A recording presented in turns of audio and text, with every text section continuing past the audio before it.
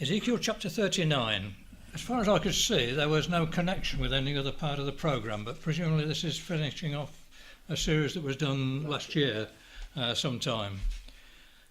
So it'll be some time since you had that.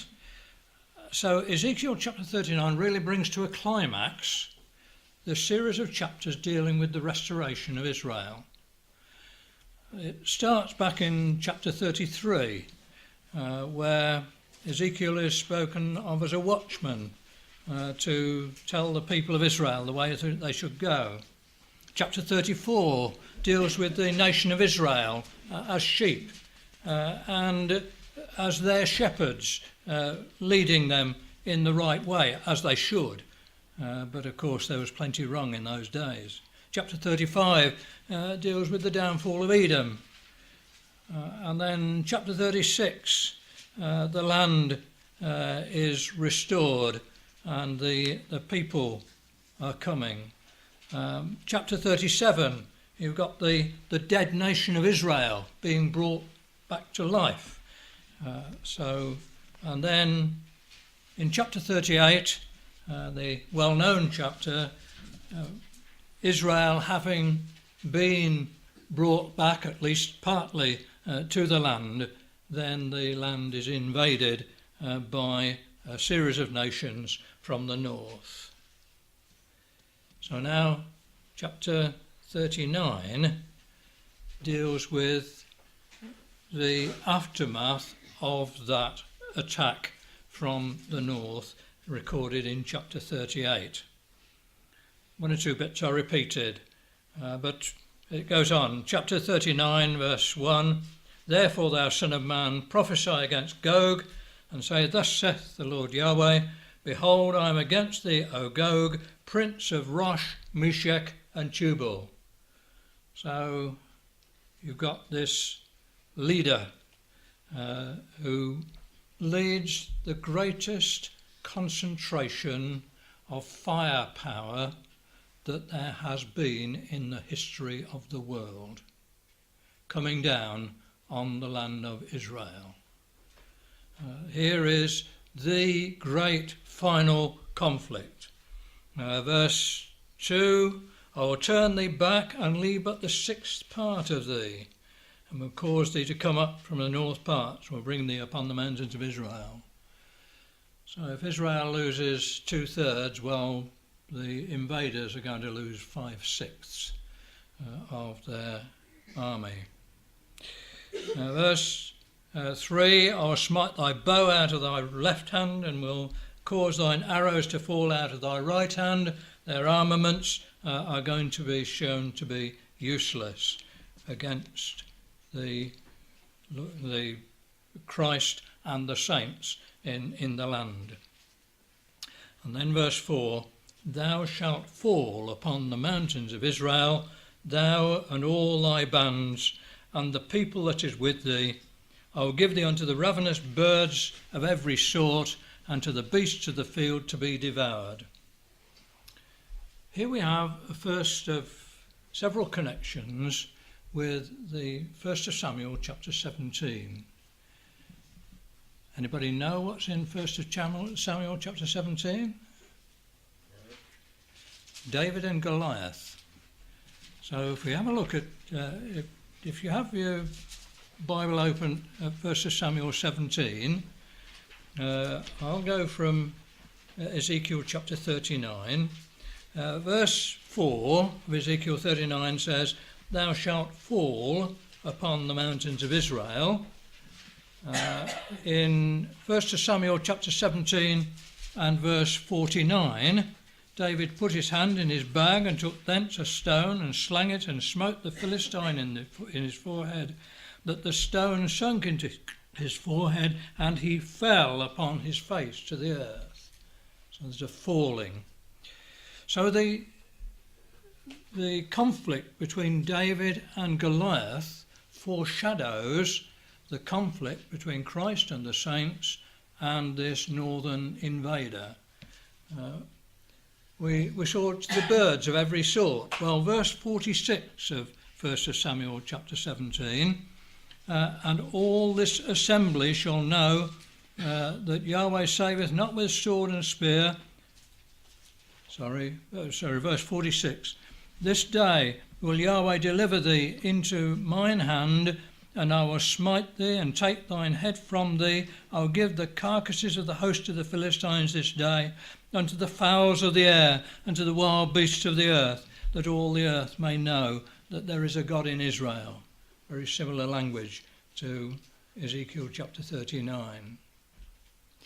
In verse 6 of Ezekiel 39, we read, I will send a fire upon Magog and upon them that dwell carelessly in the isles, and they shall know that I am Yahweh. In the 1 Samuel chapter 17 and verse 46 says, all the earth may know that there is a God in Israel, at the end of the verse there. Verse 7 of Ezekiel 39, so I will make my holy name known in the midst of my people Israel. I will not let them pollute my holy name anymore, and the heathen, the nations, shall know that I am Yahweh, the Holy One in Israel. In verse 47 of 1 Samuel 17, and all this assembly shall know that Yahweh saveth not with sword and spear, for the battle is Yahweh's. So all this assembly, including the Philistines, on that occasion. In verse 9 of Ezekiel 39, we read that they that dwell in the cities of Israel shall go forth and shall set in fire and burn the weapons, the shields and the bucklers. That word buckler is the same as at the beginning of 1 Samuel chapter 17, in verse 7, where it says, the staff of his spear was like a weaver's beam, and his spear's head weighed 600 shekels of iron, and one bearing a shield went before him. The particular word for shield is the largest of the shields. It covered the whole of the body. It may be that when David slang the stone that he couldn't see the head of Goliath because of this shield. There was somebody actually carried it and put the shield before him. Well, that word shield in verse 7 is the same as buckler, bucklers in verse 9 of Ezekiel chapter 39. So you've got very close connections between the two, a very clear foreshadowing of this great conflict. Amongst the weapons that they had were hand staves in Ezekiel 39. And of course David went with his staff. It's not in precisely the same relationship, but the staff is mentioned in verse 40 of 1 Samuel chapter 17. So that conflict between David and Goliath foreshadowed this great conflict that's prophesied in Ezekiel chapter 39. So back in Ezekiel chapter 39 then, we read in verse 11, it shall come to pass in that day that I'll give unto Gog a place there of graves in Israel, the valley of the passengers on the east of the sea. A place of graves in Israel. It takes me back to my young days when we lived in Birmingham, and going along the Washwood Heath Road was the Washwood Heath meeting room, and outside the meeting room was the lecture subject for the next Sunday. It was Brother Percy Mansfield, that some of you may have heard of, that was speaking on that occasion, and his subject was God will bury Russia in Israel. Whenever I read Ezekiel chapter 39, I think of that particular subject. God will bury Russia in Israel. And it's going to be a pretty gruesome situation. It says it shall stop the noses or the mouths of the passengers, of people passing by. And there shall they bury Gog and all his multitude, and they shall call it the Valley of Haman Gog. Stop the noses. One of the plagues on the Egyptians was the plague of frogs. And then when the plague was over, then all the frogs died, and they were in heaps, and the land stank, it says. It's very similar situation there. Incidentally, out of those heaps of frogs presumably came the lice, which was the next plague upon the Egyptians. Anyway, we'll leave that for now. Verse 12 of Ezekiel chapter 39, it says, 7 months shall the house of Israel be burying of them, that they may cleanse the land. There are going to be so many dead bodies. It's going to take 7 months to clear the land, or to make a general clearance of the land, that they may cleanse the land.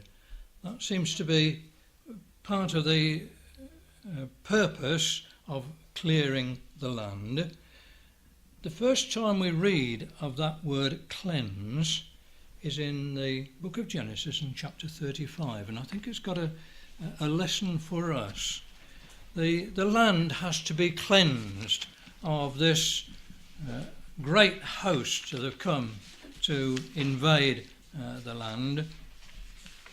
Genesis chapter 35 and verse 1, we're in the life of Jacob, and God said unto Jacob, Arise, go up to Bethel and dwell there, and make there an altar unto God that appeared unto thee when thou fleddest from the face of Esau thy brother. He'd been there before. And then Jacob said to his household and to all that were with him, Put away the strange gods that are among you, be clean, and change your garments. They were going to go to meet the God of Israel. And so put away the strange gods, be clean, and that's the word clean is the same as this cleanse in Ezekiel chapter 39, and change your garments.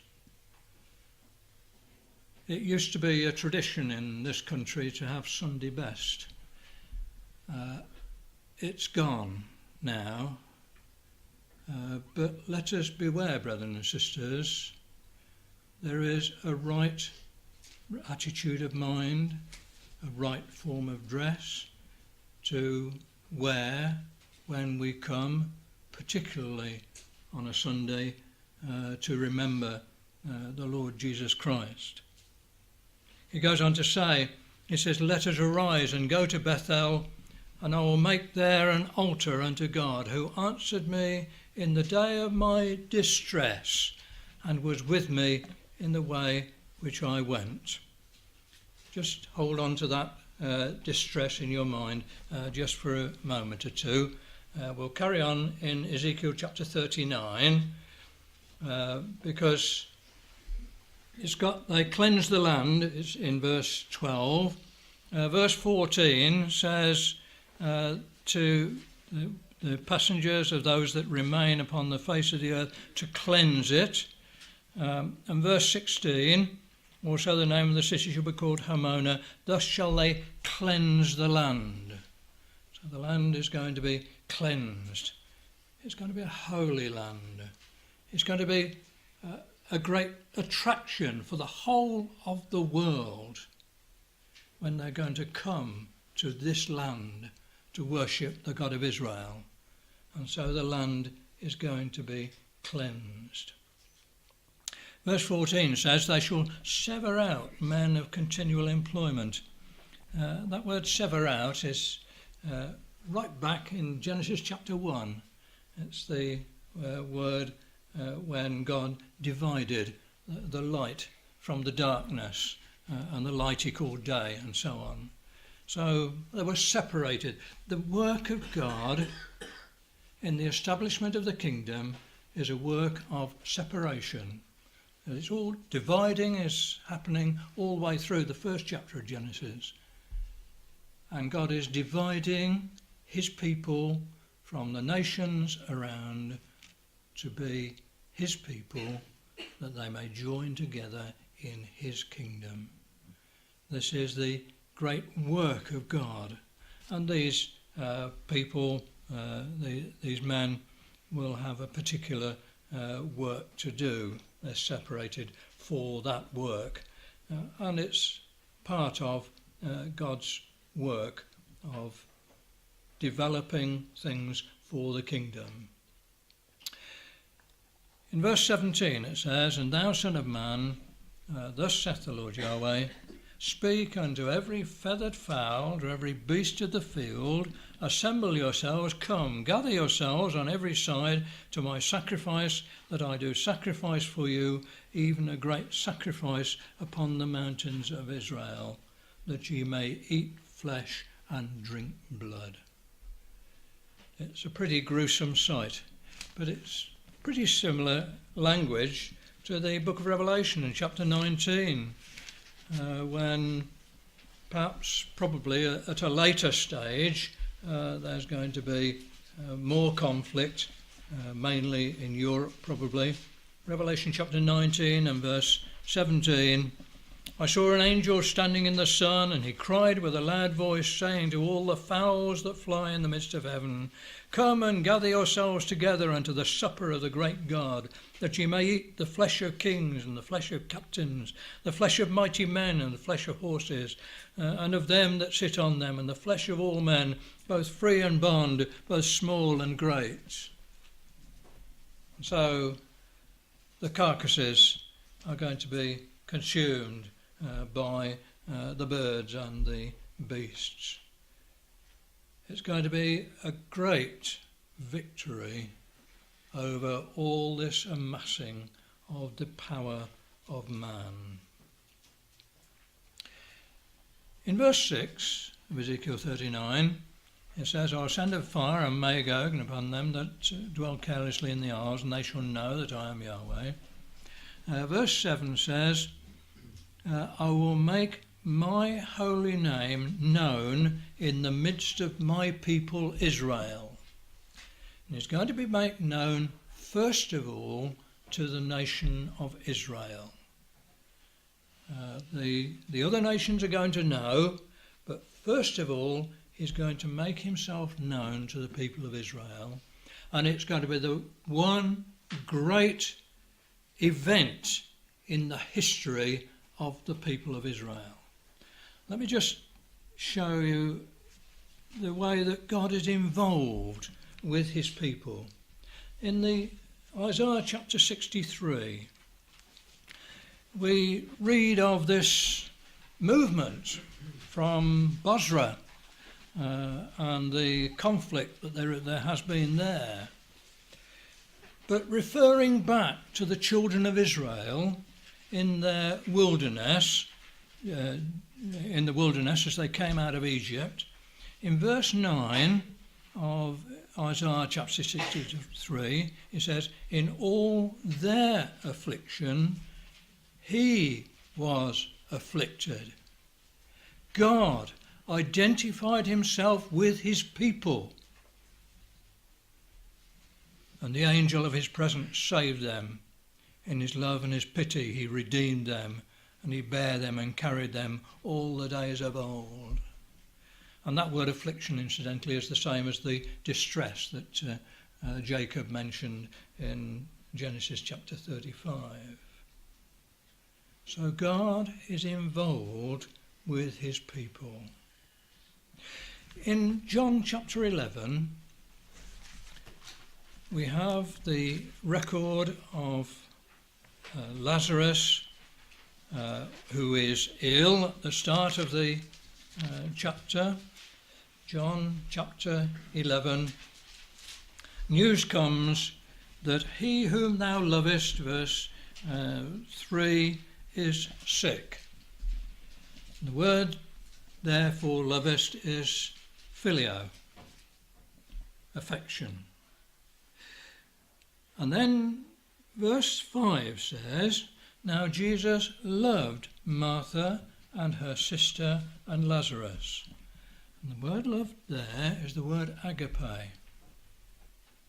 It's the self-sacrificial love, but Jesus was going to use this occasion to bring more joy to them, although it would bring sorrow to start with. He loved Martha and her sister and Lazarus. When he had heard, therefore, that he was sick, he abode 2 days still in the same place where he was. The reaction of phileo would be to shoot off quickly, but he had a purpose. He waited. And so Lazarus died. It was a very sad occasion. He comes to them. Martha meets him first, and then Mary. In verse 33 we read, when Jesus therefore saw her weeping, and the Jews also weeping which came with her, he groaned in the spirit and was troubled. And verse 35 says Jesus wept. He wasn't detached from the people that he was dealing with. He had a fellow feeling with these who had so much sorrow. A few years ago, there was a young man of 21 who fell asleep. His name was Daniel. The theme of his funeral was Daniel, a man greatly beloved, naturally enough. But when you see the whole of the family involved in the sorrow with that young man who had fallen asleep, it was then that I realised what it meant when it said Jesus wept. There'd hardly be a dry eye in the whole of that room during that funeral. And so Jesus is not detached. The Father is not detached. He's with us in all our troubles. And so Jesus raises Lazarus, and of course then they have the joy.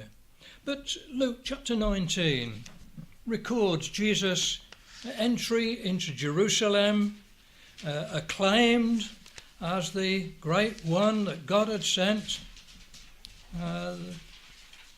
Blessed be the King that cometh in the name of the Lord, verse 38 of Luke chapter 19. And then verse 41, and when he was come near, he beheld the city and wept over it. He knew that they deserved it, but he still wept for the sorrow that was going to be brought upon the people of Israel. If only thou hadst known, even thou, at least in this thy day, the things which belong unto thy peace, but now they are hid from thine eyes. Jesus wept over Jerusalem. In Acts chapter 9, we have the record of Saul, as he was known at that stage, going to Damascus to imprison or to bring the disciples back to Jerusalem to face justice, as they thought. And we know what happened. There was a great light from heaven, verse 3. And he fell to the earth and heard a voice saying unto him, in the Hebrew tongue we find later, Saul, Saul, why persecutest thou me? He was persecuting the disciples. But Jesus says, why persecutest thou me? Jesus was involved with the disciples. It goes on to say, verse 5, he said, who art thou, Lord? And the Lord said, I am Jesus, whom thou persecutest. It is hard for thee to kick against the pricks. So we have the sorrow of Jesus in the persecution of the saints. And he's with them, and he's with us, brethren and sisters, in all our troubles. He is not detached. And then in Zechariah chapter 12, we have the revelation of the Lord to the people of Israel. Just look how it puts it. Zechariah chapter 12 and verse 10. And I will pour upon the house of David and upon the inhabitants of Jerusalem the spirit of grace and of supplications, and they shall look upon me, whom they have pierced. If he was with the children of Israel as they went through the wilderness, how much was the Father involved with his Son when they pierced him? They shall look upon me, whom they have pierced, and they shall mourn for him, as one mourneth for his only son, and shall be in bitterness for him, as one that is in bitterness for his firstborn. It's got to change the attitude of the people of Israel completely, because they're not like the British with the stiff upper lip. The Jews are an emotional people. Some of the conflicts, the full-blooded going against each other, they're right in there with it. In that day, verse 11, there shall be a great mourning in Jerusalem, as the mourning of Hadad Rimmon in the valley of Megiddo. The land shall mourn, every family apart, the family of the house of David apart, their wives apart, the house of Nathan apart. They're all individually and in families mourning. This one that God had sent, that they rejected, they pierced him. They pierced the God that loved them and sent his Son to deliver them. So this is the manner by which God is known to the people of Israel. So back in Ezekiel chapter 39, we've got that, the fact that he reveals himself to the people of Israel first. And then verse 23 says, and the heathen, the nations, shall know that the house of Israel went into captivity for their iniquity, because they trespassed against me. Therefore hid I my face from them, and gave them into the hand of their enemies. So fell they all by the sword. The punishments were brought upon them, because they trespassed of their iniquity, and they trespassed against me. The prophecies of the restoration have spoken of this punishment. Chapter 36 and verse 19 says, I scattered them among the nations, and they were dispersed through the countries. According to their way and according to their doings, I judged them. And so the nations will know how God dealt with the people of Israel when they disobeyed him. It's also going to bring about a change of heart to the nations of the world. They are going to realise that God punishes not just for the sake of it, but to bring them back. Because in verse 23 of Ezekiel 36, he says, I will sanctify my great name, which was profaned among the nations, which ye have profaned in the midst of them. And the heathen, the nations, shall know that I am Yahweh, saith the Lord Yahweh, when I shall be sanctified in you before their eyes. This great change in the people of Israel is going to be a lesson for the nations of the earth. And then verse 24, for I will take you from among the heathen and gather you out of all countries and will bring you into your own land. So they were brought into their own land, at least partly, even before the invasion. There's a greater gathering yet to come, of which we shall be speaking later. So verse 25 of Ezekiel 39. Therefore, thus saith the Lord Yahweh, now will I bring again the captivity of Jacob, and have mercy upon the whole house of Israel, and will be jealous for my holy name. He's going to bring them back. They're going to be true servants of the living God. Verse 26, after that they have borne their shame, and all their trespasses whereby they have trespassed against me, when they dwelt safely in their land, and none made them afraid. It's not only in the past, it's now. Where they they're about to dwell safely at some stage. There's going to be a peace agreement. There's got to be peace in the land when the invasion takes place. That's recorded in the 38th chapter of Ezekiel. But they don't recognise the God of Israel.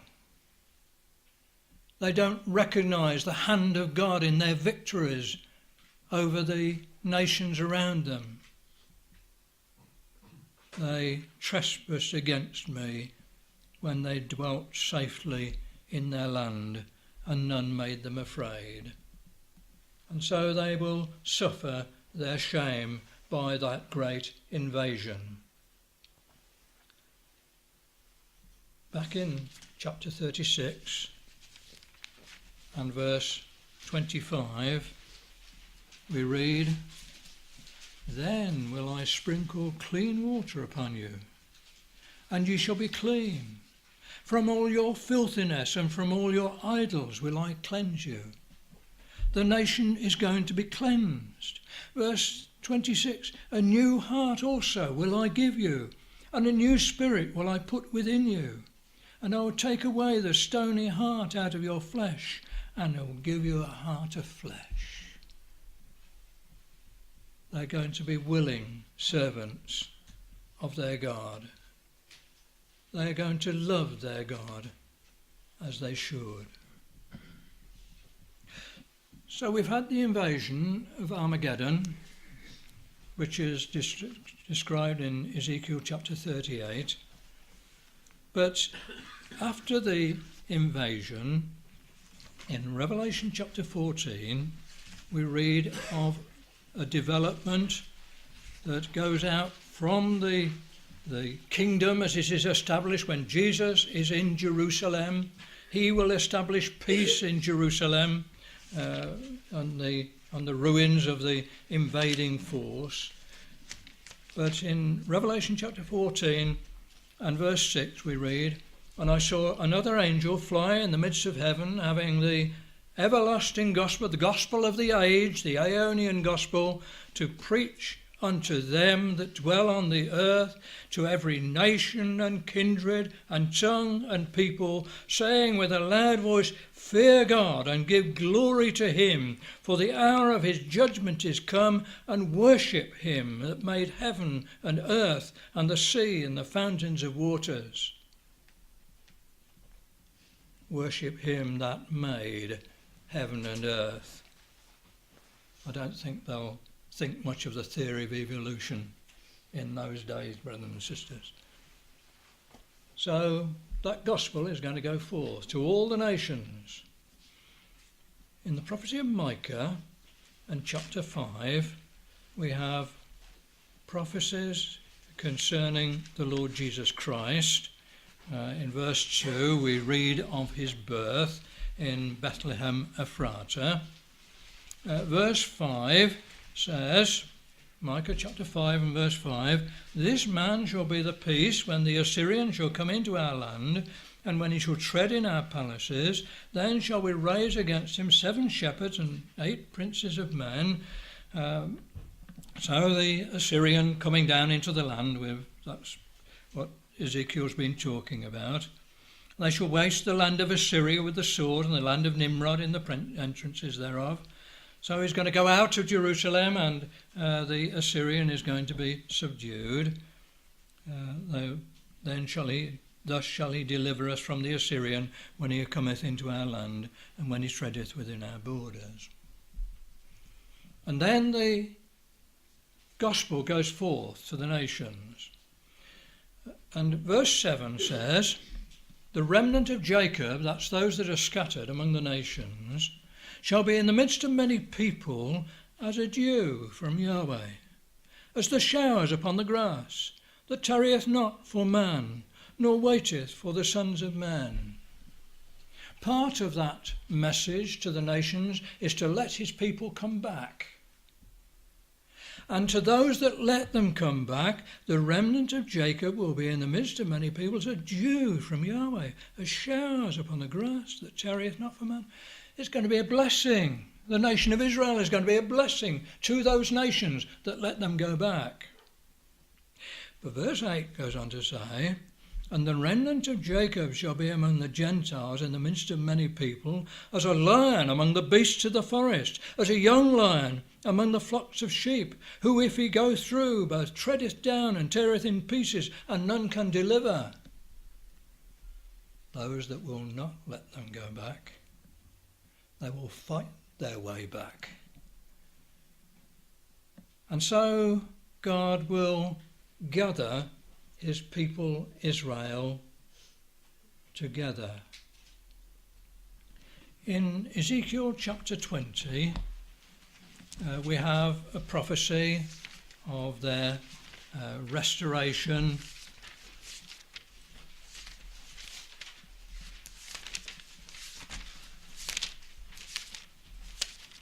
Ezekiel chapter 20 and verse 34. I will bring you out from the people and gather you out of the countries wherein you are scattered, with a mighty hand and with a stretched out arm and with fury poured out. And I think this is at the stage when the scattered people of Israel are going to come back in this new regathering. And I will bring you into the wilderness of the people, and there will I plead with you face to face. So they're going to be brought into the wilderness, like as I pleaded with your fathers in the wilderness of the land of Egypt, so will I plead with you, saith the Lord Yahweh. I'll cause you to pass under the rod, and will bring you into the bond of the covenant. The nation of Israel is going to be brought into the new covenant. Jeremiah speaks of that new covenant being with the house of Israel and the house of Judah. Well, I will bring you into the bond of the covenant, and I'll purge out from among you the rebels, and them that transgress against me. I'll bring them forth out of the country where they sojourn, and they shall not enter into the land of Israel. And ye shall know that I am Yahweh. Those that will not accept, those that will not obey, will be taken out. But then the nation are going to be brought back. The nation, having been purged, as it were, will be brought back into the land. In the prophecy of Hosea and chapter 2, there's a telling prophecy concerning the restoration of Israel.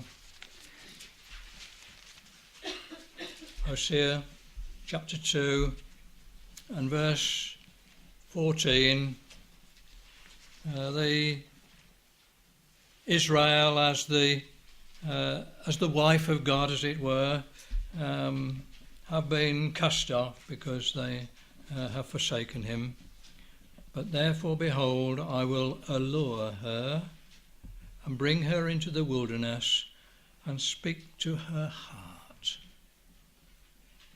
They're going to be brought into the wilderness, and I will give her vineyards from thence, and the valley of Achor for a door of hope.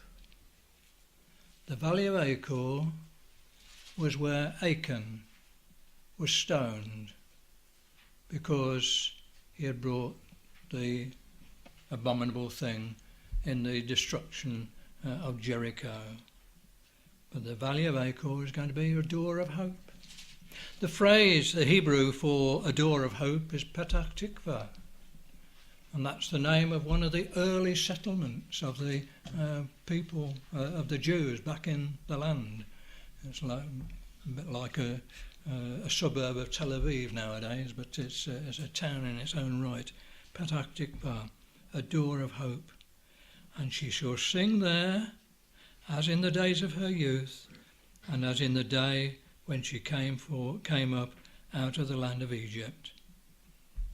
And it shall be at that day, saith Yahweh, thou shalt no more, thou shalt call me Ishi, thou shalt call me no more Baali. Ishi is my man or my husband. And they will call me no more Baali, my Lord. So they're going to be brought. And verse 19 says, I will betroth thee unto me forever. Yea, I will betroth thee unto me in righteousness and in judgment and in loving kindness and in mercies. So the nation of Israel is going to be restored. They're going to be made a righteous nation at the centre of the kingdom of God, which is going to be established upon the earth. So let's go back to Ezekiel chapter 39 and see how it says in verse 27, when I brought them again from the people and gathered them out of the enemy's hands, and I sanctified in them in the sight of many nations, then shall they know that I am Yahweh their God, which caused them to be led into captivity among the nations. But I have gathered them into their own land, and have left none of them any more there. Neither will I hide my face any more from them, for I have poured out of my spirit upon the house of Israel, saith the Lord Yahweh. There have been foreshadowings of this great blessing in the earlier chapters of this dealing with the restoration. But we've got that great blessing of God pouring out of my spirit upon the house of Israel. They're going to be obedient. And we're going to be there, brothers and sisters. If we're accounted worthy, we shall be with the Lord Jesus in the conquest of the invader and the restoration of the nation of Israel. And then the rest of the prophecy of Ezekiel is of the temple and the worship in the temple, the centre of worship for the whole world. What a great blessing is going to be brought upon the people of Israel. No wonder it's called the hope of Israel, brothers and sisters. Let us rejoice in seeing this hope coming to pass, and let us hold fast unto the end.